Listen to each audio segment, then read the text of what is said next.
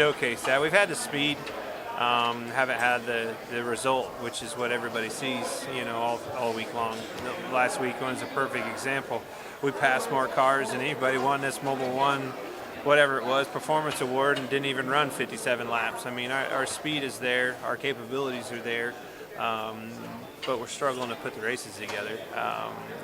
We've got to get that nipped in the butt. I've been at the shop this week and been in a lot of conversations with Mike and all the guys and everything, just trying to just build that confidence, that self-esteem, that communication, open that line back up, make sure that there's no rough edges as far as any of that goes, and just try to get everything smoothened up before we get into the playoffs, because that's where everything's at. Do you feel like you've gotten some of the rough spots out of the way heading into the playoffs? Well, I mean, certainly, going there and having some conversation, some open dialogue with all the guys, and leaving nothing, out and really not holding back. I mean, that's just kind of the way I am. That's the way I communicate. I'm a no BS guy. I hate meetings, but I do use them. If I'm going to a meeting, I'm going to go speak my mind, and I want people to speak theirs and get to the bottom of it. I don't want to be there for 3 hours getting to the bottom of it. I think we can get to the bottom of what we needed to the root of our problem, if there is one, and certainly use a couple good meetings to do so.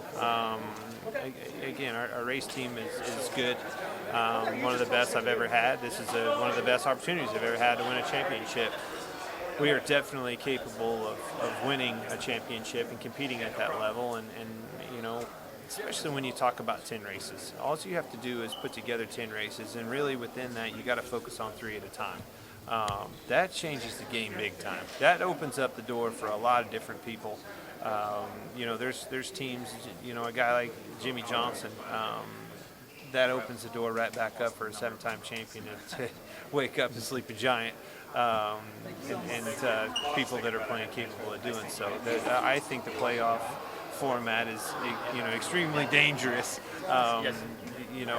for somebody that's kind of been just, riding and not pushing hard. We've got to make sure that we've been, push hard going into this weekend in Indy and get a good run out of this and get that, that playoff started off on the right foot. I think that's so important. Have you guys dissected what happened last weekend